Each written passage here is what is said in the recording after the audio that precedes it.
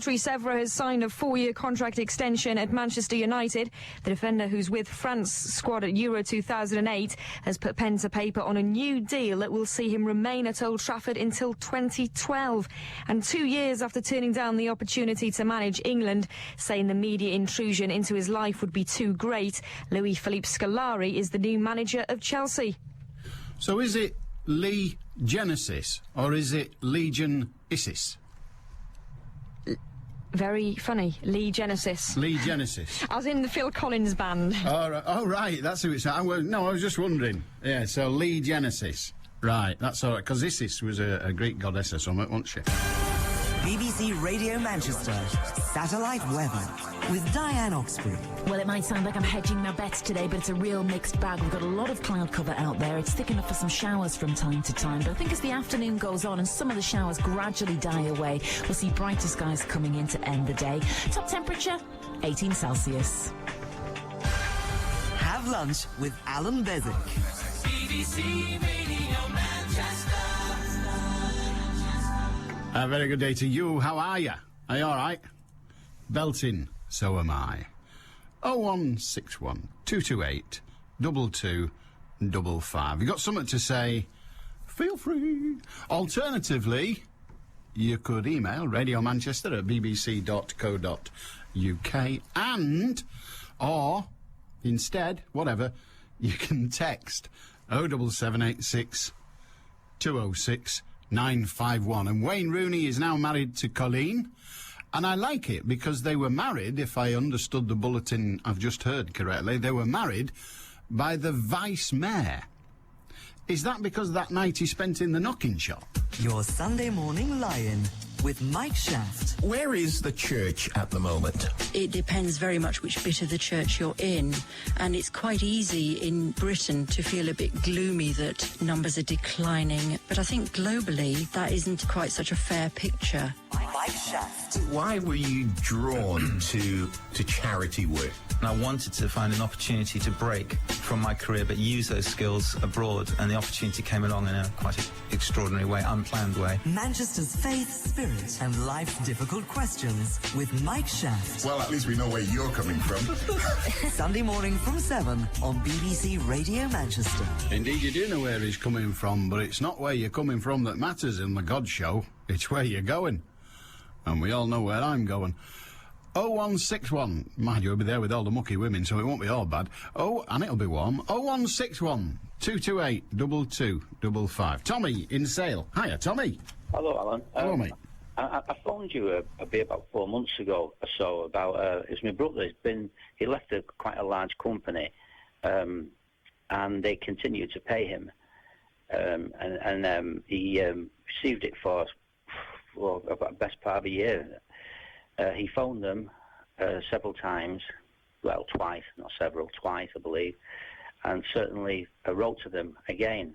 The first letter saying that, can you contact me as soon as possible to repay this money back, which they never did. Nothing happened. And then about when the year on, just after the year, he received a letter from them asking for money, the money that they've acknowledged they had made an error overpaying. And they actually asked for £478 more than what they'd actually paid him. And he has actually eaten into the payment now, which is his fault. He accepts that. And I think he advised and to write to them and just tell him what, for him to say what he's got left and what he could raise, which he did do. And they've recently replied to that with a letter, and it's still £50. And he also has all the bank statements to prove the amount of overpayment, so he has actual proof. But they still now contacted him and said, even though he told them he got it wrong, they've still put £50 more on over what they've actually paid him. And in the letter they've put, it is not our intention to cause any hardship or stress. And we'd like to stress we're not necessarily looking to recoup this money in one payment. We're prepared to discuss terms with you. Where he hasn't got. He hasn't. I mean, he'd left because of various situations, and he hasn't got a disposable income to recoup that money. Can you any idea what he can do? Like, I don't know what you mean by... I think I know, but I'll need you to tell me. What do you mean by he hasn't got a disposable income? well, they're saying that they're not accepting No, it. that's what they're saying. Your statement was he hasn't got a disposable income. What do you mean by that? Well, enough to pay them the...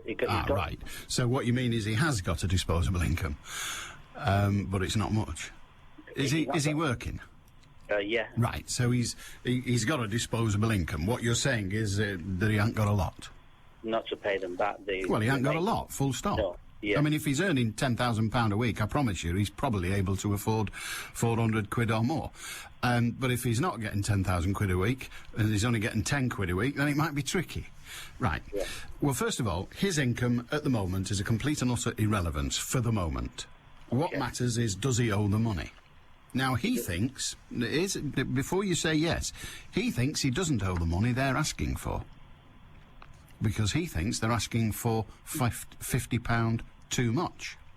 Oh, okay? yeah, well, the figures back that up. Well, I'm telling you what he thinks. They've got their figures. Have they now agreed the new figure of not 50? No, this letter only come this morning. Okay, yesterday morning. I've only got it today. So I was right when I said he thinks they're asking for £50 too much. Yeah. Right. A simple question, because I'm not talking to your brother, so it's very difficult to know what to do. I know. What he can do is he can write back and say, you've had ample opportunity to get this money. You're still charging me, claiming to have overpaid me £50 more than you have done. Go to hell. Now, they will have to decide what they do next. How much is the total figure? The total figure of what he was overpaid was $6,600. Right. They will have to decide whether to sue him or not. For £6,000, they'll have to go to the High Court, because £5,000 is the limit in the small claim. So they'll have to go to the High Court. It will cost a lot of money for them to do so. That's not to say they won't do so, because from their point of view, it's an open and shut case. He acknowledges that he owes them money, a lot of money, right? Yeah. But what will they do is the question, not what can they do. So what he could say was, go to hell, and let them sue him. If they sue him successfully, it will cost him their expenses. Yeah. Because he will lose. Yeah. But of course, he could make them an offer at some point. Alternatively, he might want to agree a repayment rate. Now, I don't know how much money he's got. He's got £4,000 left of what they paid him. Well, they don't need to know that at this stage. He could offer them a repayment rate of an amount that he can easily afford. Oh, can I just stop you there, Alan, please? I've got another documentation here that he gave me of his last letter. His last letter, he did write to them when they overpaid him. Sorry about this, Alan. And he said to them, he only actually asked 3,100 left, and he with help of family, he could get up to 4,000. He actually wrote that in a letter to them, and they've not. In this latest letter, they've not acknowledged that. Just saying that we are prepared to discuss terms. Well, discuss terms. He writes back and he says, first of all, you're still trying to claim £50 more than you've given me, and I won't be paying you that. Second of all, I'm offering you this much a week, or this much a month. And if they say no, say fine, I'm still offering it. Would they take the 4,000 and just have done with it? That would be a matter for negotiation. I don't know. Is that a possibility? I don't know the firm. No. I don't know your brother. You're asking me to guess. It is a possibility. It's a possibility that they'll give up if he doesn't do anything. I don't know how strong a possibility. It's probably very, very weak, but it's a possibility. But they might negotiate. They might think a bird in the hand. Right. He could say, I've got £2,000 of the money left. I could find. Now, that's not to say, I mean, he might be telling lies then, and that's never to be recommended. But he could say, I've got 2,000 quid of the money left. I could lay my hands on another 1,000, I'm prepared to pay you now £3,000 to close this. I will give you £3,000 now, and then it is settled. Otherwise, I'll be offering you 50 quid a month for the rest of my life. Right. They might say, no, that's no good. But they're open to negotiation. So negotiate. All right. All right. All right. Thanks so much for your the time. best way to negotiate is to let them try to drag it from you. Right. So don't go in there saying, well, if I really worked at it, I could afford £200 a month. No. Start at 50, and if they agree at 50, there's nothing stopping you paying 200. Right. But if you agree to 200 and struggle, they might take umbrage because you're then breaking your word. Yeah. But let them make the running always. But they want their money back, don't they, Alan? You know that they don't want to. They want their money back, but they also know that they can only get their money back from him. Yeah. So they may want it back. They also know that if they go to court, the court isn't about to make him sell his house. Now, the court will say you owe this money. That's sorted. But the next issue is, how do they get it back? Now, £50 a month, if he worked for ICI or the TSB or the BBC, £50 a month, they wouldn't even notice. Yeah. But £3,000 they would. Yeah. So they've got to look at what they might get, not just what they're entitled to. They're different things sometimes. He feels guilty that he's eating into the money. And, so he should. He was advised not to. Absolutely. I told him that. Well, there you go. All right. Thanks so much for your time. Good on you. 0161228 2225. If your employer overpays you, you are required to pay it back. The money doesn't become yours. There are cases where such overpayments have been written off by firms. There are cases where courts have been reluctant to allow the firms to take the money back. And the way that sometimes happens is the judge hearing the case says, I'm going to adjourn the case whilst the employer's representatives goes away and has a think about what they're attempting to do. In other words, you'll win if you make me make a decision, you will win. But by God, I'll make you suffer. Judges are sometimes human beings too. 0161228 2255. You got something to say? Fine. Manchester, and me now, I come to think of it, Manchester and I would love to hear it. 0161228 2255. So the terrorist bill got through, 42 days. Well, OK, it's got to get past the Lords, and everybody knows that's not going to happen easily, at least, if at all. But they will now be entitled, in very, very specific circumstances, to apply to the Home Secretary, and the Home Secretary will be empowered to give a decision that, yes, you can keep this suspect for longer, up to and including 42 days. But that request will then have to be put before Parliament, and Parliament will make the discussion. God alone knows how that can happen. I can't envisage a situation where that would happen, but never mind.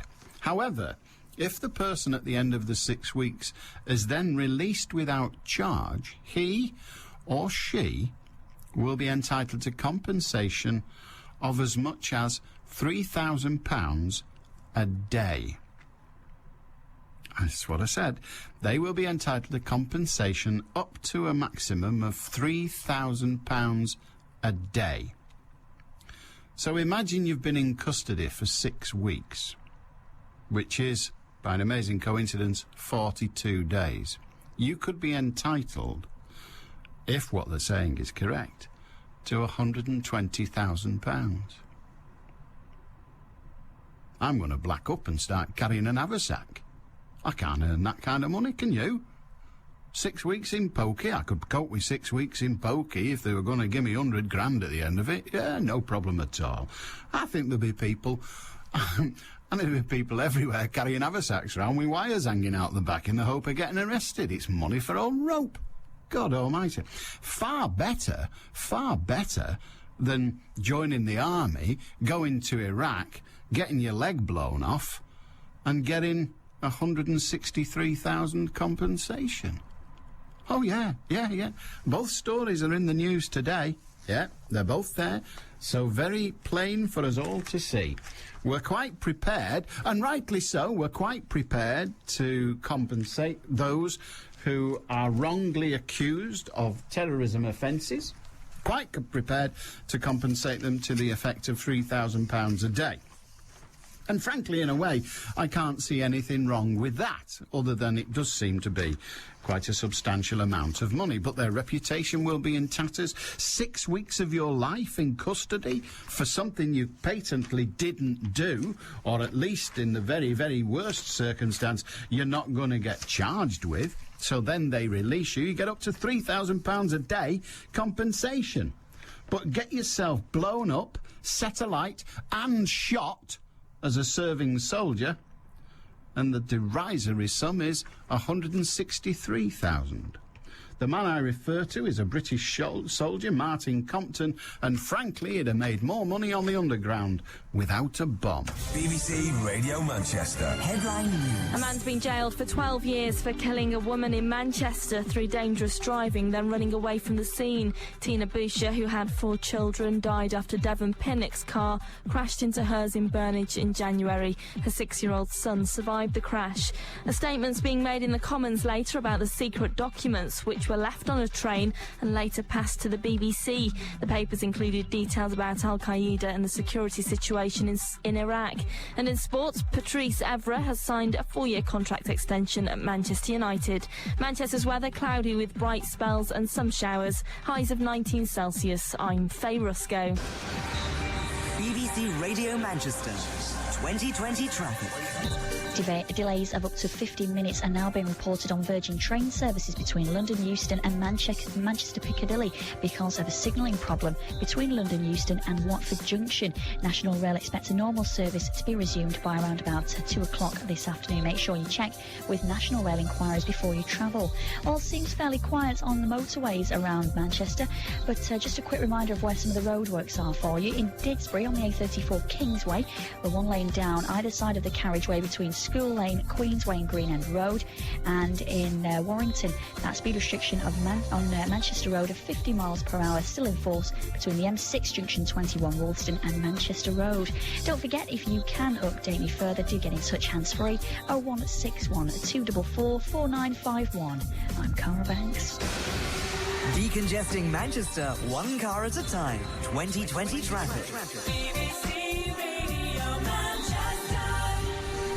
I've just been told on the internet that the 2-part drama Above Suspicion is going to be broadcast on ITV. It's based on Linda LaPlante's novel of the same name.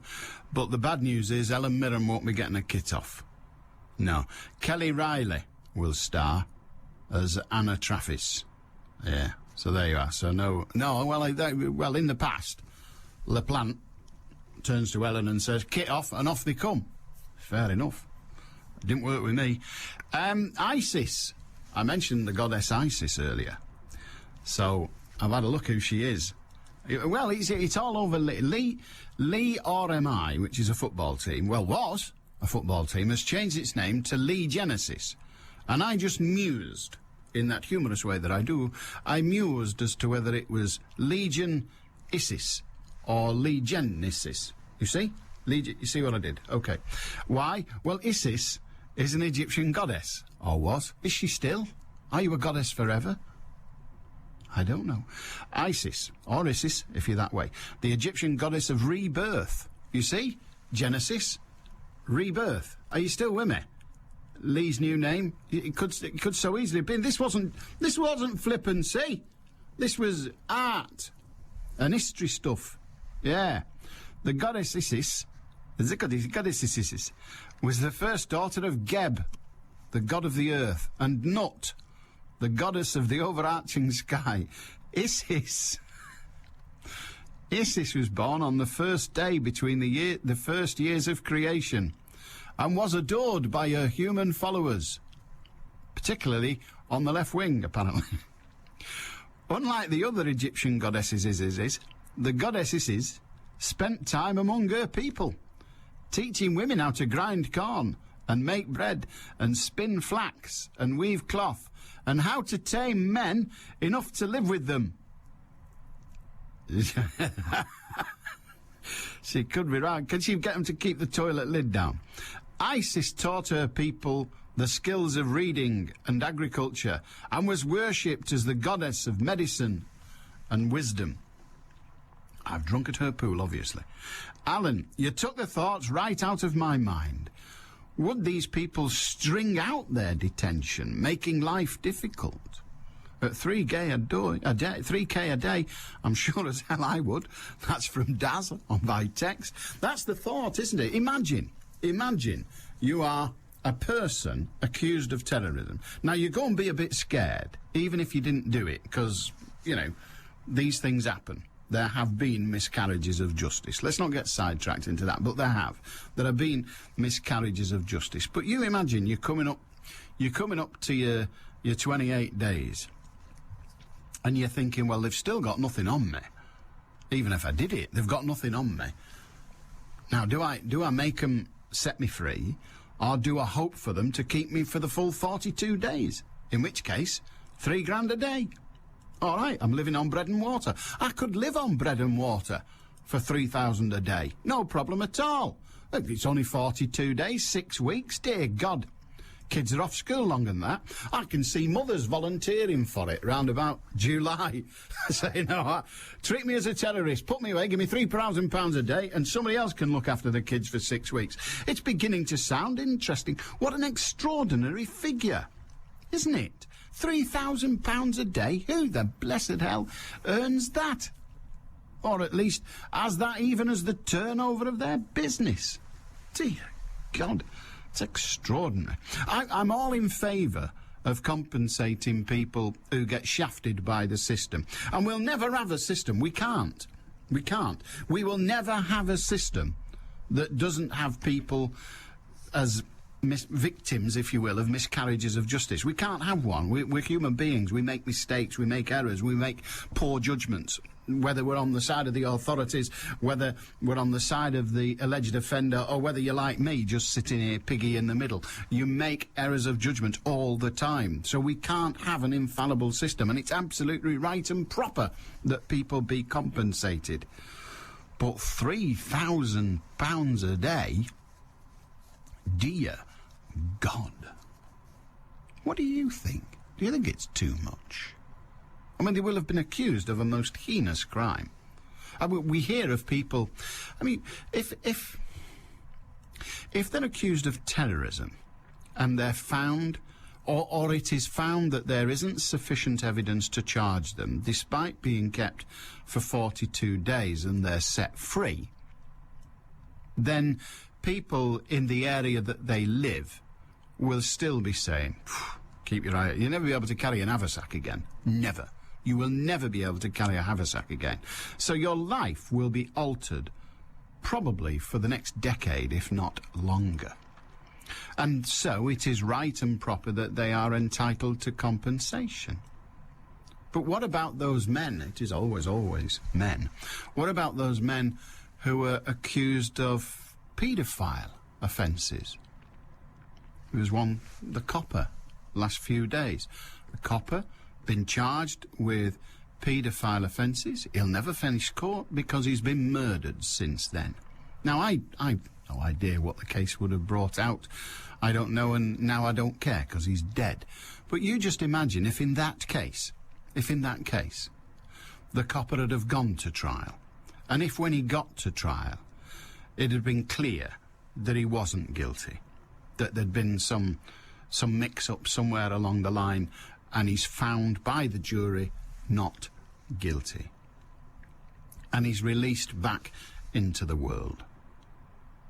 Do you think whoever it was that murdered him, and I know they've got a man in custody, and I'm not making any allegations against him, I've never read anything about him other than his name, but do you think whoever murdered the copper wouldn't have murdered him anyway? So shouldn't people who are accused of paedophile expenses be compensated if indeed they are found not to be guilty? And what about rape? What about rape? Women will still be there going... Blokes at work will be saying, done for rape, him, you know. And what's the phrase we all use? He got off. He got off. Done for rape, got off. A very substantial proportion of the community, whatever the verdict, a very large number of people like you, like me, like everybody else, a very large proportion of us will say, he got off. But we all know he did it. Now, I don't say that. I work very hard not to say that. But people will say that. So aren't those who are accused of rape entitled to compensation? Because many of them lose their jobs. Many of them lose their families. And if your partner, and again, rape is almost always a male offender. So if your wife and your children disappear, your wife takes the children away, wants nothing more to do with you because you've been accused of rape, and then you're found not guilty, even if she says, well, that's all right then, the fracture in the relationship has already taken place. You didn't believe me. You didn't believe me when I said that happens. Shouldn't he be compensated? And come to think of it, what about the wife who's now having to live as a one-parent family because of the circumstances? What about the children? The ramifications of people who are accused of crimes that they did not commit, or if you prefer, that they are found not guilty of, the ramifications on their life are substantial. Are they not too entitled to compensation? Now, we know why the people on the 42 days have been given compensation as much as £3,000, because that was a cheap way for Gordon Brown to buy votes. That's it. He wanted it through, and he was prepared to pay anything. He even got the Democratic Unionist Party to support him. I wonder how they would have felt way back when if they'd have done it with the Irish. Yeah, quite. 0161 228 2255. George in North Wales says the MPs seem to have got confused on this occasion. They're confused between compensation and their own expense accounts. Allan Beswick with you on the phones. 0161 228 2255. BBC Radio Manchester. Two stories in one. Well done, sir. I take my hat off to you. Yeah, the hat I don't wear. Greetings, Mr. Beswick. That's what this letter said. Yeah, letter. One of them on paper. Marvellous. A person who calls himself realist. Okay? Okay. Realist. Greetings, Mr. Beswick. You recently opined to the listeners that global warming won't start for another 100 years. No, I didn't. I think you'll find it's starting now, has been for a while, and is to be taken seriously. For example, the paper Northwest Passage has opened naturally. Proper. What? Sorry, the proper Northwest Passage has opened naturally. Proper as opposed to the Wellington-originated vocal one. Thank you. I spoiled your gag there. Serves you right. Please tell us how it will some way be switched on, in your view, 100 years hence. Will we wake up one morning and it'll all be thermal? In fact, it's climate change that's the issue, and that will occur during the next 100 years. See pages 16 and 17 of the enclosed. I actually read this when it fell out of the Independent. But it's the Independent did a series of little booklets about all sorts of things, and I read this over a period of a day when I had to sit in the car waiting for people, and I read it in bits and pieces. But Science Made Simple from the Independent, global warming, and I read all the way through it, and I found it utterly fascinating. Utterly fascinating. However, it should be noted that all the model predictions show an increase in global temperatures over the next 100 years. It also says there is very little doubt that global warming will change our climate in the next century. You see? It's all here. The problem with global warming is that it changes the rules under which we live. I suppose the implication is there, or the implied term is there. I didn't say global warming won't happen for 100 years. What I said was, I'm not bothered what happens in 100 years. I'm not the least bit bothered, because I won't be here. And I don't think it's my job. I don't believe that... I'm not one of those people that thinks we have the world so that we can respect it and hand it to the children. Cobblers. We've got 70 on this planet. We start from nothing, we end with nothing. There's nothing before, there's nothing after. I don't have any sensation that I owe it to those who come after to make the world a better place, a worse place, or even to have the world stay here. That's their problem. That is their problem. Had the fathers of the Industrial Revolution realised that they were going to give us all cancer, they were going to give us pneumoconiosis, they were going to give us tuberculosis and all sorts of other diseases, had they said we can't do that to the people who come after, you and me would be working behind the plough. And I don't mean the public house in Fernhead. I mean, we would still be following the plough. You'd have spent most of your life looking at an horse's arse instead of just listening to one, I suppose. Anyway, there. So, global warming's going to happen. I've got, 60? I've got 40 years left, probably. So it gets scary, innit? I've got 40 years left. I don't think it's going to make that much difference to my life, so stuff it. Alan, if you're detained for 42 days, if one is detained for 42 days, are they required to inform the benefits agency? That's Neil in Bebington. I don't know what the dates are. I think it depends on the benefit, doesn't it? If you're in hospital for 7 days, I think you have to tell them, because they cut your money on the basis that they're feeding you.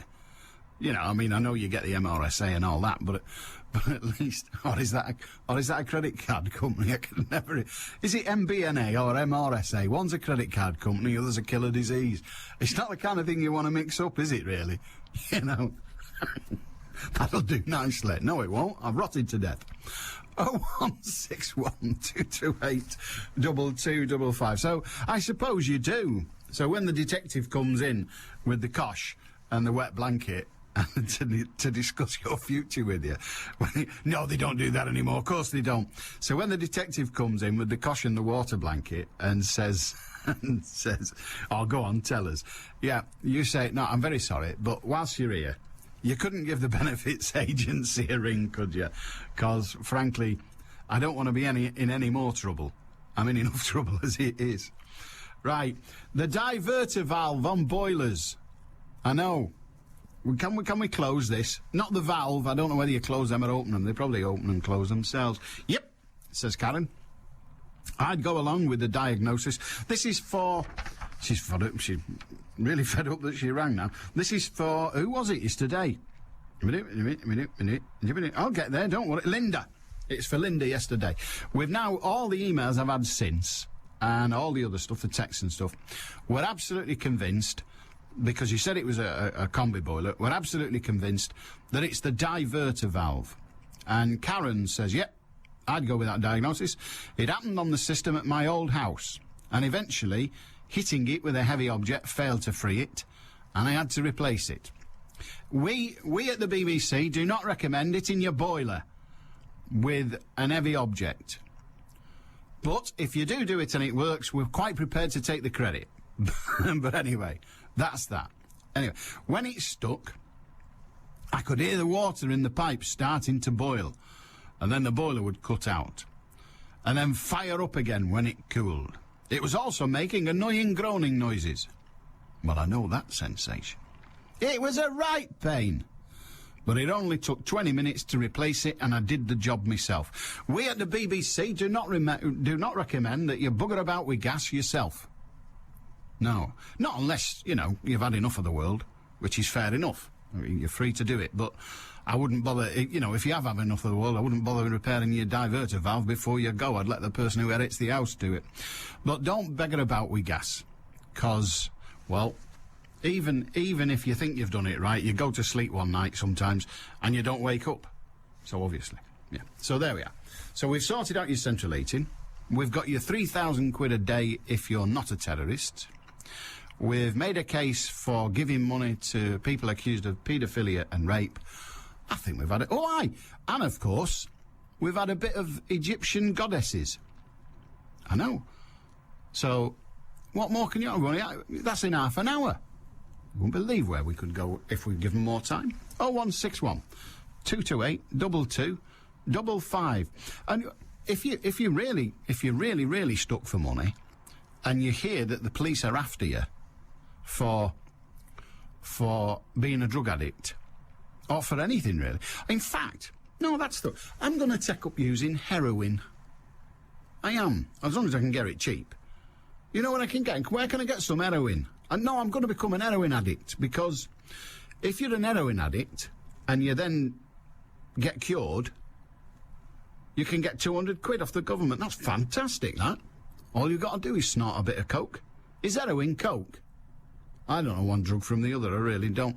So you just have a bit of heroin, and then you go to the rehab centre. I've had a bit of heroin, and I'm all shaky now when I don't have any. Look at me, I'm shaking. See, I'm mocking it. I'm going to mock it up now. This is me coming off heroin. You see, I'm shaking. I have to make a noise, as you won't know I'm shaking. We could film it and put it on the website. This is me coming off heroin. Can I have me 200 quid, coke? BBC Radio Manchester. Headline news. A man's been jailed for 12 years for killing a woman in Manchester as he crashed into her car and then ran away. Her 6-year-old son survived the crash. The Cabinet Office Minister, Ed Miliband, is to make a statement to MPs this afternoon about a security breach involving top-secret documents. They were left on his train by mistake. And after all the build-up, it's been confirmed Manchester United star Wayne Rooney has got married. He and his girlfriend Colleen tied the knot in the Italian town of Portofino. Manchester's weather cloudy with bright spells and some showers. Highs of 19 Celsius. I'm Faye Rusco.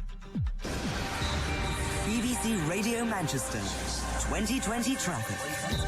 Better news on the trains now. Thankfully, Virgin Trains have resumed normal service between London Euston and Manchester Piccadilly because of earlier problems with the signals between London Euston and Watford Junction. Roads looking fairly quiet around Manchester and no reported delays on the motorways. If you are heading onto the M56 on the Sharston link, do bear in mind that we do have these roadworks around Junction 3 Bagley through to Sharston, heading towards the M60 with a speed restriction of 40 miles per hour in operation. And in Poynton, London Road, the A523, still down to one lane either side of the carriageway, whilst bridge maintenance work continues on the Hope Green Railway Bridge between London Road, First Avenue and Adlington Park. And if you can update me, do get in touch hands-free. The number to dial 01612 244 4951. I'm Carla Banks. BBC Radio Manchester. Sports with Dennis Lloyd.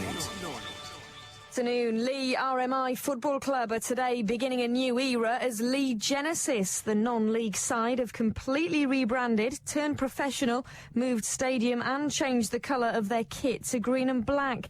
League chairman Dominic Speakman told BBC Radio Manchester how the revamp came about. I went into the football club about the end of January, and really there was such a good opportunity with the new stadium that we were moving to that we thought that we needed to put together a football club and a brand for the football club that was worthy of the quality of stadium that we were moving to, which meant an absolute complete overhaul of the club. So not only have we changed the brand, but we've also moved the club to becoming a full-time club. We're putting more and more things in for the youth section and for the academy side of the club, and really just completely revamping the club so that it's very, very professional, and so that it stands up against any other club. Hopefully we want to be the non-league club of choice for players to come to and to play football at. In other football news, Patrice Evra has signed a 4-year contract extension at Manchester United. The defender, who's with the France squad at Euro 2008, has put pen to paper on a new deal that will see him remain at Old Trafford until 2012. 2 years after turning down the opportunity to manage England, saying the media intrusion into his life would be too great, Louis-Philippe Scolari is now the new manager of Chelsea. The Brazilian takes over at Stamford Bridge on July the 1st after Euro 2008, where he's managing Portugal. Wigan defender Paul Scharner is stalling on the offer of a 2-year contract. The Austrian has just 1 year left on his current deal, but is attracting interest from Fulham, Sunderland and Everton. The chairman of the Premier League, David Richards, has been criticised criticised by Wigan's owner Dave Whelan. He claims Richards is not fit to perform his role after claiming earlier this week that foreign players have damaged the national side and ultimately cost former England manager Steve McLaren his job. The chief executive of the Premier League, Richard Scudamore, however, says that Richards is not expressing his or the league's views. The Premier League view is clear. We don't believe in quotas. We do believe the academies are working, and we think that foreign players have been good for the game, and we don't think there's any reason why, the way the Premier League currently operates, there's nothing to prevent England doing very well at international level. You know, we've known each other for a long time, 10, 11 years, huge mutual respect for each other. This will pass. It will not be a big issue. Aston Villa have rejected an improved bid from Liverpool for captain Gareth Barry. It's understood Liverpool's improved offer, reportedly in the region of 50 million, was turned down by the Midlands club late last night. The group matches continue today at Euro 2008. In Group B, Germany play Croatia in Klagenfurt at 5 o'clock, while Poland face Austria in Vienna. That game is a 7:45 kick-off. Britain's Andy Murray continues his build-up to Wimbledon today. He's in third-round action at the Queen's Club in London. Murray plays Ernest Gulbis of Latvia, who reached the quarter-finals of the French Open. And a reminder that tonight on the Rugby League Hour, Jack and Trevor will be doing their own version of the BBC's Apprentice. They'll be assessing the prospects of Salford, Lee and Widnes winning a Super League licence, and one of those three will get hired. Oh, will they? I thought there was no relegation this year, but I don't know anything. I'll find it all out. Heather Stott. Not so much lifestyle, more real life. Putting your sexuality to one side, just talking about two women raising a baby, do you think your daughter suffered at all through not having a man in her life as a role model? Of course I'm going to say no, I don't think she has. I mean, I have a 15-and-a-half-year-old daughter who's extremely confident. She's an A-class student. It's about having the right mix of people around you, and there are always going to be men in that mixture. We don't live on a planet full of women. Heather Stott, tomorrow morning from 9 on BBC Radio Manchester. A very good day to you. Fantastic news just come in. Yeah, David Davis, Shadow Home Secretary, who played a key role in the campaign against the government's 42-day terror detention plan, is to resign as an MP. Now, hang on a minute. No, there's more to it than that. He's resigning as an MP, according to our sources. This will trigger by-election in 42 days. Yeah, 6 weeks. He's going to resign as an MP. This will trigger a by-election in 42 days' time. What a stunt. Lunchtimes belong to Beswick. Allan Beswick. BBC Radio Manchester. Now that is clever. That is clever. So good luck to the lad in his turn. It'd be funny if he got voted out, wouldn't it? Absolutely brilliantly funny. Anyway, David Davis is going to make a statement round about 1 o'clock as to his future.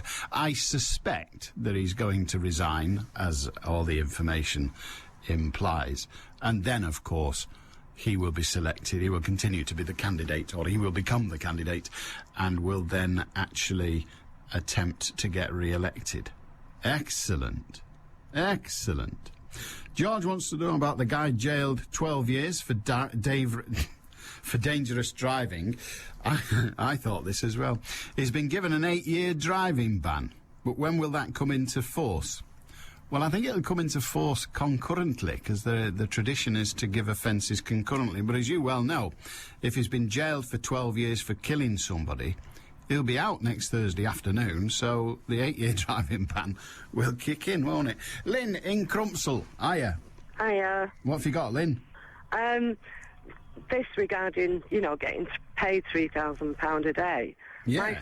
My son's just served 6 months in Afghanistan, and while he was there, he had problems with his hearing. They don't know what caused it, whether it was a bug inside his ear or what. He had to be flown back to the main camp. Then he was taken back to where he was working, and he carried on his work. He's come home, he's been tested, he's lost 80% of his hearing in one ear, and he's been told he can't claim any compensation from his insurance because he didn't wear ear protectors. Good. And this is a 21-year-old lad. Good Lord. What do you say? I don't know what to say. He didn't wear ear protectors when on military service. That's what they say. Was he provided with them? I presume so. I've no idea. Well, that needs to be gone into, because somebody might have the obligation to make sure he does. It's I rather mean, like... if you look at all the programmes on the television, do you see one soldier with ear protectors on shooting a gun? No, I don't. But you see, when you say his insurance won't pay out, I'm presuming that to mean his civilian insurance. No. When they actually go out there, they've got to take out their own insurance. Yes, civilian insurance. No, for when they're out on active service. Yes, I know, but it's a civilian insurance company. An army insurance. It's army insurance. Yeah. So the army, so the army runs an insurance company. It's a company that works for the armed forces. That's what I'm trying to establish. Yeah. It may well be. There are two things, you see, from which he might be able to claim. One is the insurance policy you're just talking about. Yeah. But the other one, he might still be entitled to compensation from the armed forces for the damage he's suffered. I don't know. Yeah. But one of the arguments might be he didn't wear ear protection. It might be that he was never told he needed to. He was never told he should do. Yeah. Now, if that is the case, then he may well have a claim against the forces anyway. But even if he's successful, I suspect he won't be getting $3,000 a day. Not at all. He didn't get that while he was out there. Well, exactly. It's quite interesting. I mean, there's a story in the papers today. It's just coincidence, but there's a story in the papers today of a soldier who was blown up, burned, and shot, and has got disfigurement and other things, and his compensation in total is $163,000. Yeah, absolutely disgusting. But somebody charged with an offence, with the terrorism, well, not charged, that's the moot point. Somebody arrested for suspected terrorism offences who gets held in custody for 42 days and then released without charge will be entitled to up to £3,000 a day compensation. I mean, the two things don't sit comfortably together, do they? And he'd have to work 3 months for that. Quite extraordinary. Lynn, we wish him luck. Right, thank you very much. Have a good day. Thank you. There you are. So that's a practical example of how it figures. The Shadow Home Secretary, David Davis, has just announced that he is to resign as an MP. He's made the decision to trigger a by-election in his East Yorkshire constituency, which the Conservatives want to turn into a public vote on the 42-day limit for holding terrorism suspects without charge. Well, we'll get more details in the 1 o'clock news. I'm still convinced, although it's not actually appeared in writing yet, I'm still convinced that what will happen is David Davis, his constituency, believe it or not, is Howden and Haltham Price. Yeah. It's widely, well, we think he's going to stand. And I don't even know whether he's allowed to, which is the strange thing. A senior Conservative source described David Davis' decision to resign as an MP as a personal decision, which Mr Cameron only learnt of late last night, and went on to say that Mr Davis's by-election campaign, well, there you are, he is, Mr Election's by-election campaign would be personal and would not be backed by the full reserves. Oh, God, I should give this job up, I should, honest. And not be backed by the full resources of Conservative HQ. Another source described the decision as weird. Oh, we like weird. We like weird. Yes. Anyway, there you are. That's what he's going to do by all accounts. Senior Conservative source described the decision to resign as an MP as a personal. That's it. Weird. So, interesting. We shall see. Former squaddy, of course. Former squaddy. Well, he's going to trigger what he thinks will constitute almost a referendum. So let's help him out. Let's have our own. 42 days. Got through the Commons last night. Will yet have to wriggle through the Lords. What do you think? You've got till 1 o'clock. Let's have a quick referendum. You've got till 1 o'clock. 42 days. Yay or nay? Alan, says Peter, what's all the fuss about this 42 days? In the UK, you can be detained indefinitely without going to trial. A man was recently extradited to France after being held in prison for 10 years. Yes, 10 years. His is not the only case. An Algerian went back to Algeria after being held for 5 years. That's from Peter, and you're right on both counts. But a simple... It's not a survey, it's not a referendum, it's not a vote. I just want to know. We'll do it via email, text and or telephone, but straightforward. You got till 1 o'clock. Are you in favour of the new proposed 42 days, possible 42 days detention? Are you against it? That's simple. 0161 228 2255. Barbara in Haywood. Hiya, Barbara. Hi, Alan. What have you got? Rather odd one, this. My son at Christmas, as part of my Christmas present, gave me a voucher for one of these spa places. Oh, yes. Now, I made arrangements to go on the 11th of April. Appointment was made a fortnight before this. And on the 11th of April, 3 hours before I was due there, they rang up and said to my husband they was cancelling it because they was too busy, which really did annoy me. Nothing else other than they was too busy. So I phoned them back. Now, when you phone, sometimes you get the answer phone. It's very rare you get somebody to speak to. But on the occasions that they have spoken to me, I was trying to point out to them that they had broken this contract with me and that I wanted my money back. First of all, they said no. They kept saying no. And then they said this certain girl said she would see the accountants. Then she got back to me eventually and said yes, as long as I sent the voucher in. I sent the voucher in with a covering letter on the 25th of April. I still had nothing back. I phoned them 3 weeks after that, and the same person said, oh, it takes 3 to 4 weeks. Yeah, how much is it for? It's only for £20, but it's the principal. So it's a £20 voucher? Yeah. OK. Write to them, keep a copy of the letter, tell them if you've not got your 20 quid within 7 days, you'll start proceedings in the small claims. Brilliant. That's it. OK? Brilliant. Thank Dead straightforward. you very much. All right, good on you. 0161 228 2255. If you've got something to say, feel free. All you have to do is call, and I want to know, what do you think? David Davis thinks it's outrageous that the government, he must do, because he's resigned his seat, he thinks it's outrageous that the government is going to hold people, or reserve the right, that's as far as it goes, reserve the right to hold people for 42 days if they're accused of terrorism offences. He's going to resign his seat and, I presume, stand for election, but he's going to resign his seat, and in 42 days' time there will be a by-election. It's either a very, very clever stunt or a totally stupid act. But we won't know that until 42 days' time when the election's been held. Alan, if there may be a proposal to pay an arrested suspected terrorist up to £3,000 per day, then why isn't it the case that a person, for example, arrested, detained for any offence and released after 24 hours wouldn't be entitled to a payment of £3,000? The answer to that, Brian, is very, very simple. Very simple indeed. The person arrested for 24 hours and released after that time doesn't have a load of Labour MPs saying to their leader, we're not doing this, we are not doing it, because it stinks. It is against habeas corpus. It is by all accounts against everything we stand for. It is cruel, it is wicked, it is evil. Well, how about then if they're found not to be chargeable, we give them £3,000 a day compensation? Oh, all right then. Yeah. Habeas corpus isn't worth 3,000 quid a day, so yeah, we'll vote for that. Don't you worry, Gordon.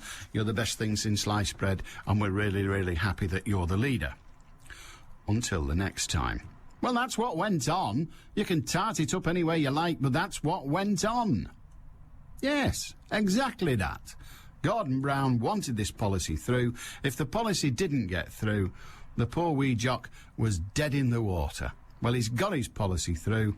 It won't cost any money because the 42 days will hardly ever been used, but it shut the Labour MPs up, because we all know Labour MPs these days don't give a stuff about human rights. What they care about is getting re-elected, and as that gets harder, they're quite prepared to scuttle around with their tails between their legs being bought off. That's what I think. An innie or an outie? Which gang are you in? Manchester Business, tonight from 6.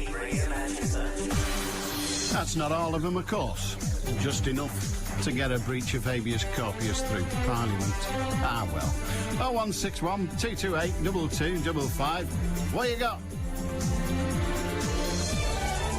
95.1 FM. DAB Digital Radio. And the World Wide Web. This is Manchester. BBC Radio Manchester.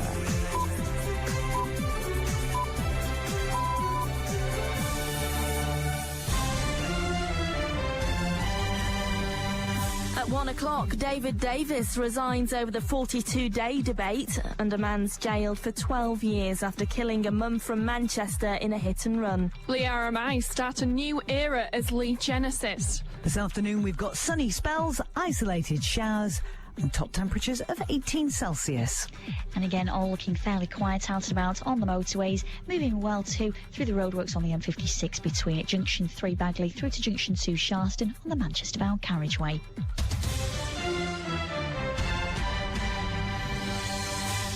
Good afternoon, I'm Faye Rusco. In a moment we hear from the family of a woman killed by a hit-and-run driver in Manchester. But first, some news just in, and the Shadow Home Secretary, David Davis, has just announced he's to resign as an MP. He's made the decision to trigger a by-election in his East Yorkshire constituency, which the Conservatives want to turn into a public vote on the 42-day limits for holding terrorism suspects without charge.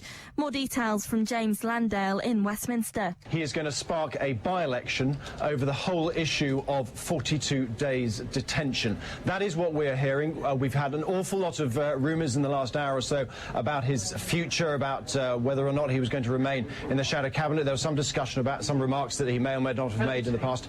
But essentially what we understand now is he's going to resign as an MP so that he can spark a by-election to force the issue, to put it to the people in an electoral sense. A man who fled the scene of an accident which killed a woman in Manchester has been jailed for 12 years. Tina Boucher, who had 4 children, was killed instantly when Devon Pinnock's car crashed into it in Burnage in January. He and 5 other people in the car ran from the scene. Pinnock's also been banned from driving for 8 years. Tina's 6-year-old son survived the crash. 2 other people were seriously injured.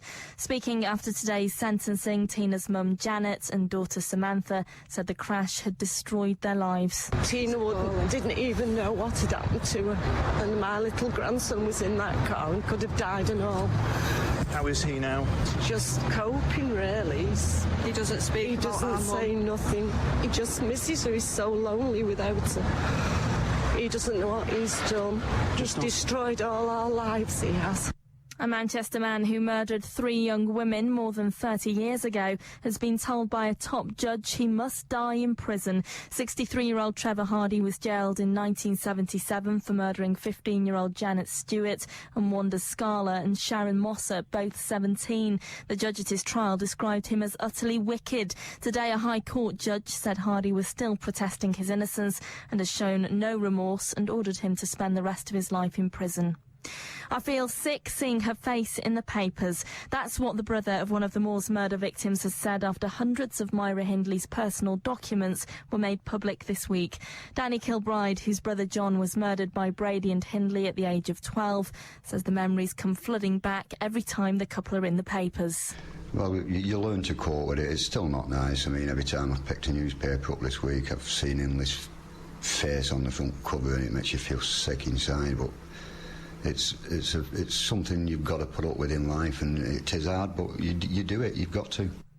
And Wayne Rooney has married his longtime girlfriend Colleen McLaughlin in a private ceremony in the Italian town of Portofino. It's thought a magazine's paid up to £2.5 million for photographs of the wedding. BBC Radio Manchester Sports with Joanne Smith. Leah RMI Football Club have started a new era as Lee Genesis, the non-league side, who were relegated from the Conference North last season, will start in the Unibond Premier under their new identity. They've also rebranded, turned professional and changed the colour of their kit to green and white.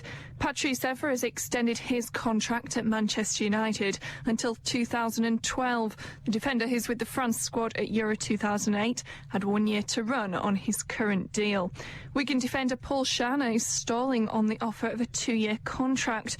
The Austrian has just 1 year left on his present deal, but is attracting interest from Fulham, Sunderland and Everton. And Aston Villa have rejected an improved bid from Liverpool for captain Gareth Barry. It's understood Liverpool's offer, reportedly in the region of £15 million, was turned down by the Midlands club late last night.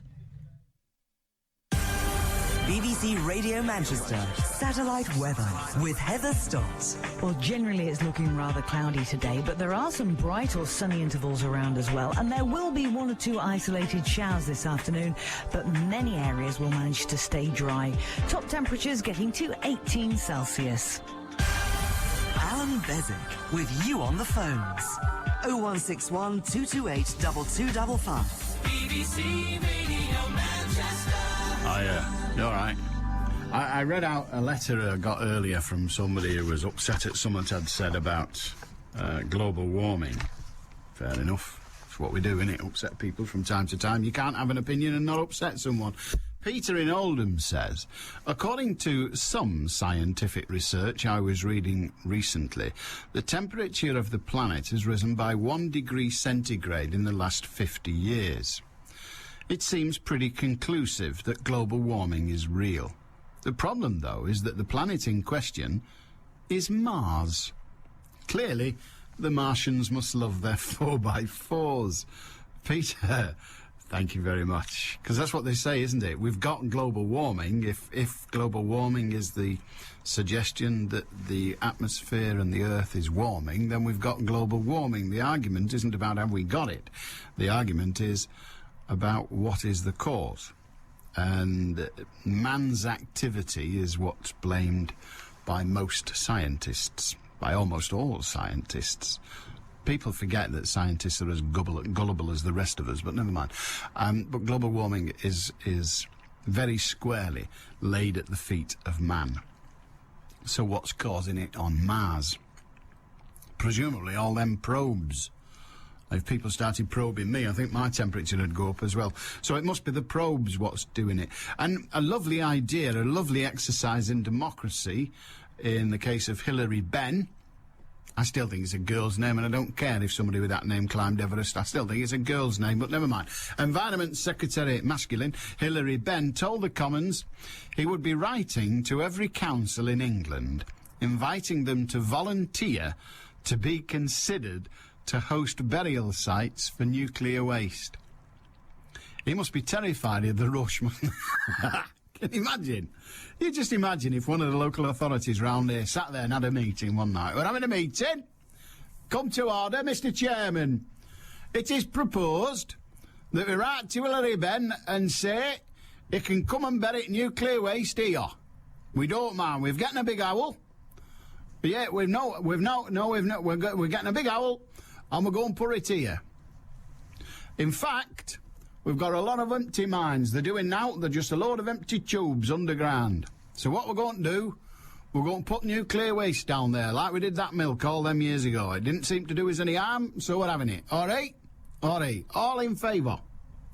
Can you see that meeting will go well, won't it? That'll be a cracking meeting. Absolutely cracking. And then the council will write to that nice Mr. Benn and say, Mr. Benn, you can have our underground. We weren't doing out with it. It's like a big basement under town. You can have it, because it sounds good to me. Nobody's going to volunteer for that, are they?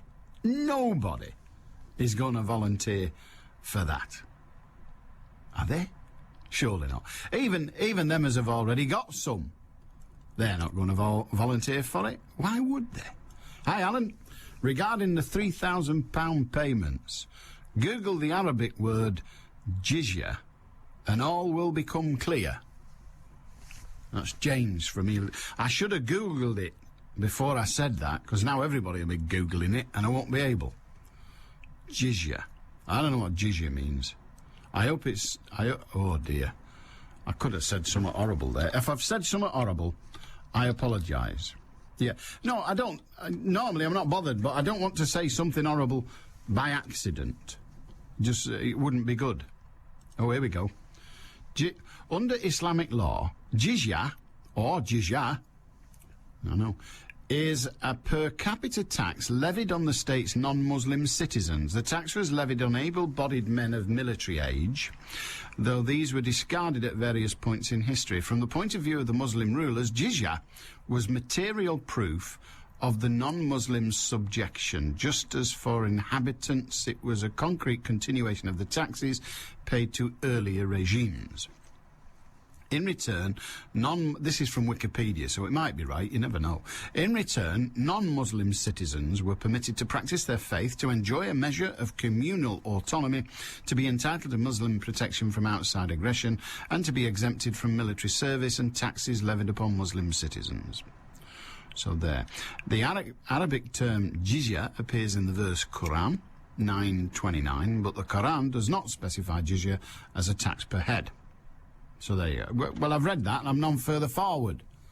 I was expecting to say people are worth 3,000 quid a day. It doesn't say that, so I don't know what happened there. I'm a bit confused. I've spent most of my life confused, so I don't feel out of place, don't worry. It was... What was that? I'm just working it. 5-2... Oh, no, it was equal. The votes was equal on the telephone. So half say yay, half say nay to the 42 days. Everybody said no on the texts. Everybody said no on the texts. And emails, much the same. So that's a bit weird. By that I mean 50-50. Alan, there's bound to be a huge number of drivers on the motorway, all captivated and learning new things from you each day. Therefore, can we do an info message? If you pull in front of me or anyone else and brake hard, expect to be it. Flashing lights on hard shoulder don't mean brake hard to slow down and look. There's 3 lanes. If I'm in lane 1 doing 60, pass me. Don't sit up me bum honking. I'm listening to Beswick. I can't be arsed rushing. Daz on the M60. Fair enough. I don't know what to say to that, other than, yeah, okay, that's fine, we've given that out. We give out highway code lessons and everything. Oh, have you seen in the paper? Now, I knew there were 1 or 2, but apparently there are hundreds of them. Absolutely hundreds of them. The thems I refer to are driving instructors who are bogus. I know. Yeah, the one that taught me was a bit of a boger and all. No, they're bogus. Bogus, I mean, they've not done the course. Bogus driving instructors. It's in the Metro, so it must be true. Can't see where it is now. I wrote it down, I can't find it. Yeah, but it's it. Bogus driving instructors. Which is a bit, isn't it? It's a bit scary. Look, when you apply or you book driving lessons, make absolutely certain that the person teaching you is qualified to do so. And it's dead easy to do because he or she has to have identification. They have to have a badge, for want of a better term, a card. It's got their photograph on and it says this person is a qualified driving instructor. Now, last time I said that, some of the people came on and said, hang on a minute, what about the ones that are just learning? Because you're making it hard for them to learn. Well, that's fine. But frankly, if I'm paying for someone who's passed his test, then I want someone who's passed it, not somebody else. So if they say, have you got a driving instructor's badge? And they say, yeah, and it says on it, is a learner, then either get it for cheaper, tell them you want to pay less, or tell them, no, I'm not having you. Darren in Wigan. Hiya, Darren. Hi, Alan, you all right? Not bad. What you got? About this 42-day detention. Yeah. I'm all for it. Why? Well, the first one is, you get fed, you get watered. I'm probably a good candidate to get arrested because I'm brown, and I'm going to end up with 126 grand at the end of it. Well, only if you found not fit to charge. By that I mean that you're not. There's not enough evidence to charge you. Oh, I don't think there will be. Well, you never know. What? You think could be set up? Well, I wouldn't say you'd be set up. There are an awful lot of people in the prisons that say they didn't do it, and some of them didn't. Well, I think it's worth the risk, to be truthful, because I know I'm innocent, And I think 42-day holiday with £126,000 at the end of it, I think it's absolutely brilliant. Well, yeah, it does sound good. Yeah. I think that people won't be doing it. I think they won't be doing it. I think people will be saying, hang on, the cops, they'll be saying, we better let him go, it's going to cost a fortune. You're probably right. Or, now this is, there'll be coppers that say, look, we were thinking of releasing you, because we've got no evidence, but if you go halves, you know, Yeah. 1,500 a day is not bad. You go halves, we'll keep you in. How are you fixed? I'll say yes. I can see deals being struck. It'd be like plea bargaining. You know, your lawyer will say on the first day, let him go, he's done now. Let him go, he's done now. Let him go, he's done now. 26th day, let him go, he's done now. 27th day, let him go, he's done now. 28th day, don't let him go, keep him in. He's not done out, but keeping him. And just another couple of weeks will do it. The lad will be loaded. He'll be loaded. Alan, I do believe, though, that some people out there will probably try and leave a little bit of a trace, or they do get arrested, and they do. Of course they will. It's a lot of money. It's a lot of money. If it's, I mean, I don't think it's guaranteed at £3,000. I think that's the top.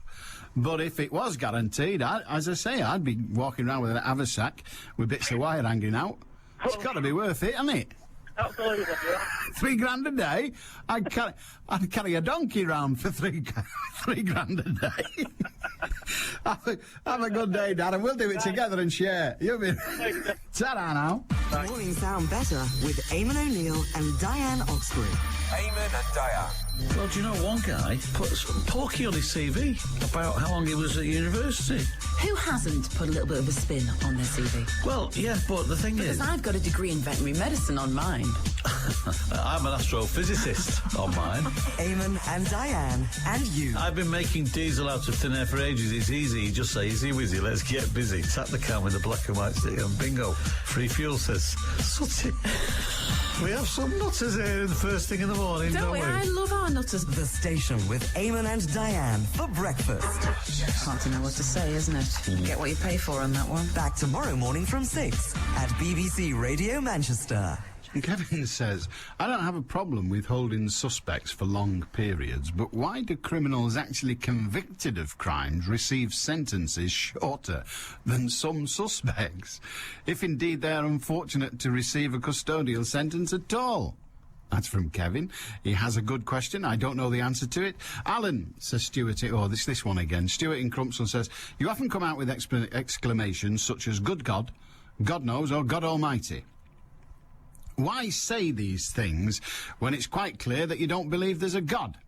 Or are you just edging your bets? Well, I say bloody hell as well, but I don't think there's a hell, unless it's sitting here. And I say sod off, but I don't expect it to involve, well, exactly. So, they're exclamations. They are, of themselves, pedantically, word by word, meaningless. What they mean is, oh, I'm surprised. That's what they mean. When I say God, it means, oh, I'm surprised. That's it. Good Lord, I don't understand that. It's from Joanna anyway. Thank you for that. There's a lot of German on it. I can't do... Well, I think it's German. I can't do German. But she says 42 days? No. That's it. That's all she says. Which is fine. Can live with that. I've got 2 words for Wayne Rooney. Divorce settlements. Why did they do it? Apparently they were perfectly happy as they were. I know he's only young, but you'd have thought he'd have heard of Paul McCartney. Especially as another Scouser, you wouldn't you? Yeah, no, it's not like that, as the man says on the advert. Nah, they do it because they're in love. And they probably are. And that's not a bad thing. It's not a bad thing at all. Marriage it's one of the foundations of our society.